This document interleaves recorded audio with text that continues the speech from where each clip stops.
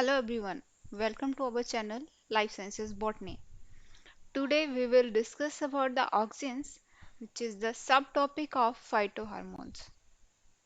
So आइए जानते हैं कि ऑक्सिन्स क्या होते हैं, उनके कितने टाइप्स होते हैं और कौन-कौन से जो केमिकल्स हैं जिनको हम ऑक्सिन्स बोलते हैं। तो फर्स्टली ऑक्सिन नाम कहाँ से आया है? ऑक्सिन वर्ड का मतलब कहाँ से ओरिजिनेशन हुआ है? तो ऑक्सिन वर्ड जो है वो ग्रीक लैंग्वेज से आया है। ग्रीक लैंग्वेज से आया था, जिसका मेनली जिसका नाम है ऑक्सेन। ऑक्सेन वर्ड से ये वर्ड आया है, जिसका मतलब क्या होता है? टू इंक्रीज और टू ग्रो। ठीक है, इसका मतलब क्या होता है? टू इंक्रीज और to grow. And first plant hormone है, ये ऐसा हार्मोन है जो कि फर्स्ट प्लांट हार्मोन है which is growth promoting chemical in the tip of the plant. सबसे पहले ये प्रोड्यूस होता है टिप ऑफ द प्लांट में, और सबसे पहले डिस्कवर भी इसी हार्मोन को किया गया था। और इसका जो रोल है, फर्स्ट फंक्शनल और फंडामेंटल, इसको प्लांट प्रोसेसेस में या प्लांट रिस्पॉन्सेज में सबसे पहला रोल जो है वो इसका है, that is enlargement of plant cell. That is enlargement of plant sales.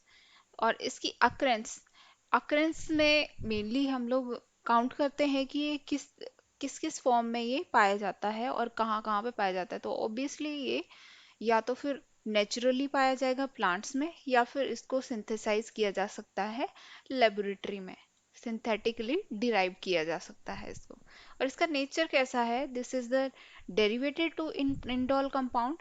ये इंडोल कंपाउंड के डेरिवेटिव्स होते हैं। जो इनके स्ट्रक्चर्स के बारे में भी हम डिस्कस करेंगे। नेचुरल ऑक्सिन्स, जो नेचुरल ऑक्सिन है दैट इज एंडोजिनस। एंडोजिनस मतलब ये प्लांट्स के अंदर खुद ही प्रोड्यूस किया जाता है। Indole acetic acid that is IAA is for is by the far the most abundant and physiological important form। ये सबसे ज़्यादा abundant फॉर्म है और फिजियोलॉजिकली इम्पोर्टेंट फॉर्म भी यही है, मतलब सब मैक्सिमम प्लांट्स में ये पाया जाता है। Next one is the synthesis, site of synthesis. तो ये आपकी जानकारी के लिए बता दूं कि ये एपिकल मेरिस्टेम में पाया जाता है। एपिकल मेरिस्टेम में भी कहाँ पे? सैम यानी कि शूट एपिकल मेरिस्टेम में। And auxin is the plant hormone that produced in the stem tip. ये स्टेम टिप में पाया जाएगा और बर्ड्स में भी पाया जाता है और रूट टिप्स में भी ये पाया जाता है। लेकिन इसका काम क्या होता है? वहां पे ये क्या काम करता है? That promotes the cell elongation. ठीक है, ये सेल इलोंगेशन को प्रमोट करता है। और इसके अलावा ये डेवलपिंग सीड्स या डेवलपिंग फ्रूट्स में भी इसकी थोड़ी सी कंसंट्रेशन जो है वो पाई गई है, देखा गया है इसके बारे में। नेक्स्ट आते हैं टाइप्स ऑफ ऑक्सिन्स में। और टाइप्स ऑफ ऑक्सिन्स जो वो इसकी अकरेंस के बेसिस पे कि नेचर में किस तरीके से ये पाया जाता है और इसको किस तरीके से बायोसिंथेसाइज किया जा सकता है। तो इसके दो टाइप्स हैं, that is natural and auxin.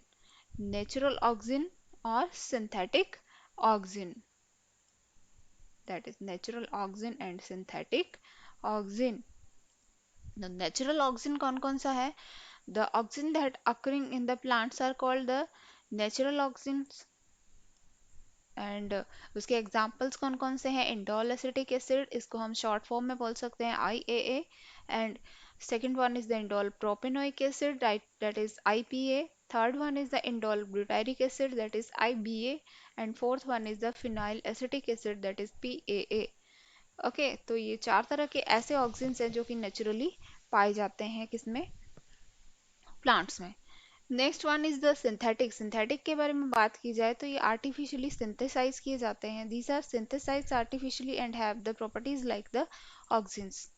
तो इसके एग्जांपल्स हैं 2,4-D यानी कि 2,4 dichlorophenoxic acetic acid, that is 2,4-D।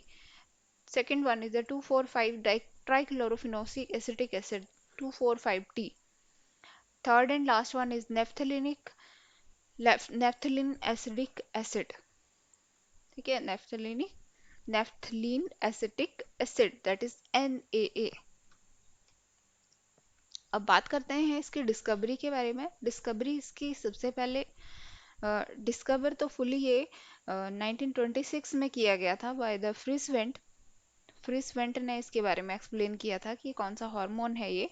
लेकिन इसकी जो डिस्कवरी है वो स्टार्ट कहाँ से हुई थी? जूलियस वॉन सेचिस ने। जूलियस वॉन सेचिस जो है वो फाइटो हार्मोन्स के बारे में उन्होंने बताया था। पिछले लेक्चर में मैंने बताया था आपको कि जूलियस वॉन सेचिस ने उन्हें सबसे पहले ये फील हुआ था कि कोई ना कोई ग्रोथ प्रोमोटिंग हार्मोन है या कोई ना कोई ग्रोथ प्रोमोटिंग केमिकल है जो कि प्लांट्स की ग्रोथ को अफेक्ट कर रहा है इनसाइड द कोलेप्टाइल। ये सेल इलोंगेशन या फिर इसकी शूट की इलोंगेशन में वो हेल्प कर रहा है। तो उसके बाद डार्विन ने और उसके सन फ्रांसिस डार्विन ने, Charles Darwin and Francis Darwin, जो कि उन्होंने इकट्ठे फोटोट्रॉपिज्म के बारे में वो स्टडी कर रहे थे 19th सेंचुरी में। तो इसके साथ साथ रेदर देन द फोटोट्रॉपिज्म उनका इंटरेस्ट ये भी था कि one of their interest that was the bending of the coleoptile. जो कॉलिप्टाइल हैं वो बेंड कैसे हो रहे हैं, मतलब ये खुद ही बेंडिंग कैसे हो रही है। फोटोट्रॉपिज्म तो ठीक है, लेकिन and they found the colleptile was the light sensitive and bent towards the light। ये तो मतलब एक सोचने वाली बात है कि जिस तरफ को लाइट होती है उसी तरफ को वो कॉलिप्टाइल जो है वो बेंट हो जाते हैं। तो उन्होंने अपनी बुक में ये सब publish their research in the book the power of movement in the plants in 1881। 1881 में उन्होंने power of movement of the plant, उसकी जो इम्पोर्टेंट रिसर्च थी जो पब्लिश की थी इन्होंने 1881 में, तो उसमें इन्होंने ये चीज़ बताई थी। तो इसके 50 साल बाद असल में पता चला कि ये जो कॉलिप्टाइल में ग्रोथ सिग्नल है, एक्चुअली कॉलिप्टाइल में क्या है, जो ग्रोथ सिग्नल है वो क्या क्या है actually, that growth signal at the tip of the coleoptile is auxin. ठीक है। तो उन्होंने इन सभी रिसर्चेस जो पिछले जितने भी एक्सपीरियंसेस थे साइंटिस्ट के, उन सभी को कल्मिनेट करके, this research is culminated by the Frisch went in 1926 by following the insightful conclusions of Sachs and Darwin। ठीक है, सेचिस और डार्विन के इंसाइटफुल कंक्लूजन से इन्होंने ये रिसर्च की थी और उन्होंने लास्ट में क्या किया था, अवेना कर्वेचर टेस्ट किया था और इस हार्मोन्स को इस हार्मोन को फाइंड आउट किया था कि कौन सा हार्मोन है ये, कौन सा केमिकल है जो प्रमोट कर रहा है ग्रोथ को। तो अब इनके एक्सपेरिमेंट्स के बारे में जानते हैं कि इन्होंने क्या क्या एक्सपेरिमेंट किया। तो जो डार्विन है उन्होंने क्या काम किया था, और उसके बाद बोयन जेनसन ने भी इसके बारे में कुछ काम किया था। बोयन जेनसन और पाल ने भी इसके बारे में बीच में काम किया था 1919 में। और जो हमारे साइंटिस्ट थे 1913 में बोयन जेनसन ने, ठीक है, और 1880 में डार्विन ने किया था इसके बारे में काम। तो डार्विन ने 1881 में अपनी पब्लिशिंग में इसके बारे में बताया था। अब लास्ट में 1921 में फ्रीस वेंट ने भी इस एक्सपेरिमेंट को शो किया था। चलिए आते हैं, देखते हैं कि इस एक्सपेरिमेंट में क्या क्या देखने को मिला था। अगर डार्विन की बात करें तो डार्विन ने क्या किया था, जो एक कॉलियोप्टाइल लिया था। तो कॉलियोप्टाइल जो है वो कौन सा लिया था, ओट्स सीडलिंग, 4 डे ओल्ड ओट सीडलिंग। और इसके अपर पार्ट को क्या बोलते हैं, that is coleoptile, and lower part जो उसको क्या बोलते हैं, रूट्स। ठीक है, कोलियोप्टाइल एंड कोलियोराइजर से जो ओरिजिनेट होते हैं, कोलियो जो कोलियोप्टाइल है एंड रूट्स हैं। तो 1 सेंटीमीटर जो है वो इसकी सीड की लेंथ थी। चलो इसके बारे में तो हो गया डिस्कस। अब मेन आते हैं एक्सपेरिमेंट पे। तो इंटेक्ट सीडलिंग जो है जब उसको दी गई लाइट, ठीक है, इंटेक्ट सीडलिंग को जब लाइट दी गई तो उसमें क्या देखा गया, कर्वेचर। ठीक है। और जब कोलियोप्टाइल की टिप जो है उसको क्या कर दिया गया, एक्साइज कर लिया गया, उसको क्या कर दिया गया, कोलियोप्टाइल की टिप को कट कर दिया गया ऊपर से। तब हमें कर्वेचर देखने को नहीं मिला टुवर्ड्स द लाइट। देखो लाइट के तरफ इसका कोई कर्वेचर नहीं है। And third one is opaque cap on the tip. अगर इसके ऊपर ओपेक कैप रख दी जाए तब भी इसको लाइट नहीं मिल रही है, तो इट मीन्स दैट कि इसका जो कोई केमिकल जो इसके बीच में काम कर रहा है उसके फंक्शन में क्या हो रहा है, रुकावट हो रही है। ठीक है। ओपे मतलब लाइट जो है वो इसके लिए इम्पोर्टेंट है।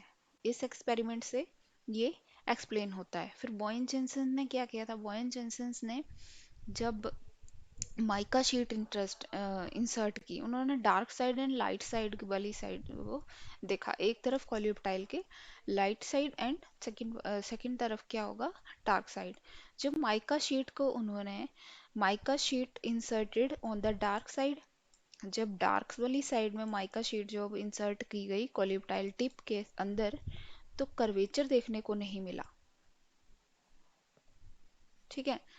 और mica sheet inserted on the light side, अगर लाइट वाली साइड उन्होंने माइका शीट रख दी तो क्या हुआ, कर्वेचर देखने को मिला। नेक्स्ट वन इज द, अगर इसकी टिप रिमूव कर दी जाए और इसके बीच में क्या रखा जाए, water impermeable barrier, sorry water permeable barrier gelatin between the tip and the coleoptile stump. ठीक है। यहाँ पे क्या रख दिया गया, एक जेलेटिन का बॉक्स रखा गया, जिसकी वजह से देखा गया फिर कि ये बेंड होता है कोलियोप्टाइल या नहीं। तो कोलियोप्टाइल में बेंडिंग देखी गई, normal phototropic curvature remains possible. तो बॉयन जेंसेस ने ये एक्सपेरिमेंट किया था। इन्होंने वाटर इम्परमिएबल बैरियर का भी यूज़ किया था और वाटर परमिएबल बैरियर्स का भी यूज़ किया था।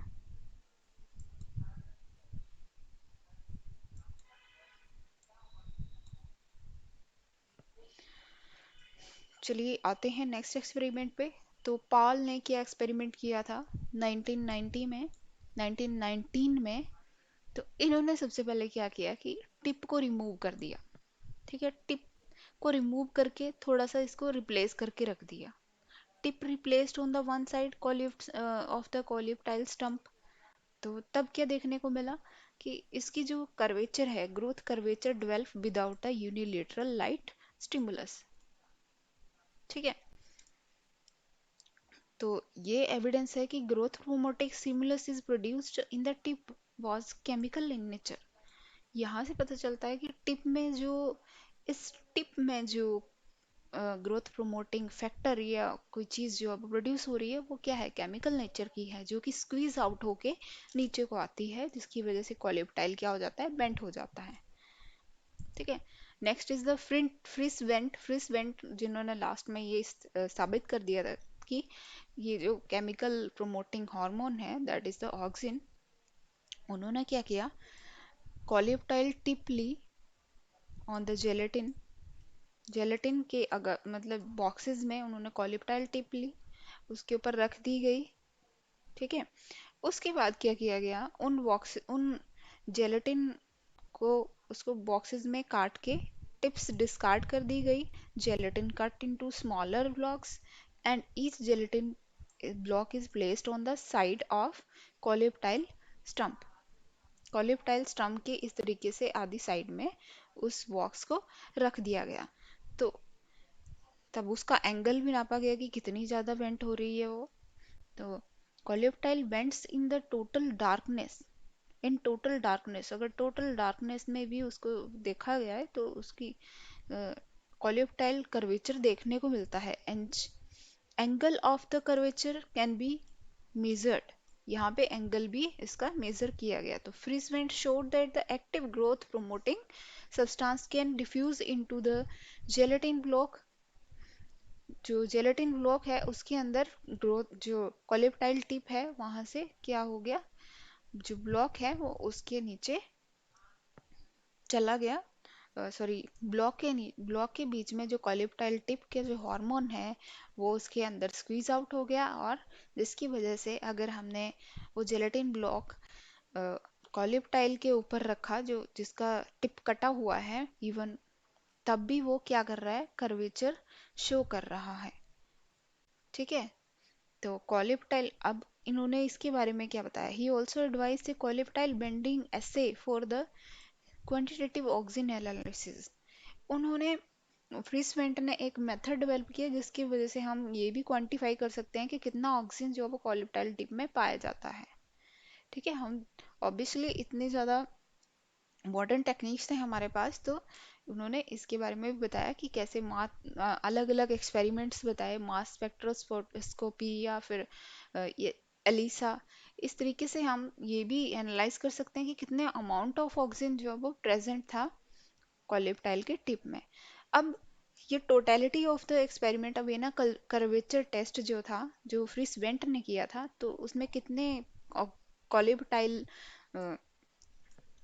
कितने कॉलिप्टाइल में बेंडिंग देखने को मिली थी और किस तरीके से उसको जेलेटिन ब्लॉक्स में रखा गया था। तो इस तरफ को क्या है, एक ग्राफ है, number of coleoptile tips on the gelatin, and वहाँ पे ये बताया गया है द कर्वेचर डिग्रीज, कि कितने डिग्री तक कर्वेचर देखने को मिला। ठीक है, तो ये प्लांट्स हैं जिनमें नंबर ऑफ कॉलिप्टाइल्स हैं, जिसमें जिनके ऊपर क्या रखा गया था, जेलेटिन रखा गया था। तो इस तरीके का ग्राफ जो है वो हमारे पास देखने को मिलता है। ठीक है, मतलब ज़्यादा से ज़्यादा प्लांट्स जो हैं वो 15 डिग्री तक जो है वो बेंड किए थे। अब IAA देखते हैं, IAA इन जेलेटिन ब्लॉक, जेलेटिन ब्लॉक में कितने परसेंटेज में, कितने अमाउंट में, ठीक है, मिलीग्राम पर लीटर, कितने मिलीग्राम पर लीटर में हमारे पास IAA था जेलेटिन ब्लॉक में, और उसकी वजह से कितने जो प्लांट हैं कितने उसमें कर्वेचर देखने को मिला। तो उसका ग्राफ जो है वो कुछ इस तरीके से आता है। ठीक है, अब इसकी सिंथेसिस के बारे में देखते हैं, जो सिंथेसिस, बायोसिंथेसिस ऑफ ऑक्सिन्स। तो बायोसिंथेसिस ऑफ ऑक्सिन्स में हम देखते हैं कि there are two pathways of, mainly और basically two pathways of biosynthesis of auxin. First one is the tryptophan dependent pathway. Second one is the tryptophan independent pathway. Tryptophan dependent pathway की अगर बात करें तो उसमें 4 तरह के पाथवे उसके अंदर आते हैं, IPA, TAM, IAN pathway, and last one is the bacterial pathway. इतना ही, आज के लिए इतना ही, और नेक्स्ट वीडियो में हम इन मेथड्स को डिटेल में पढ़ते हैं। और अगर वीडियो पसंद आई हो तो लाइक शेयर सब्सक्राइब ज़रूर कीजिएगा।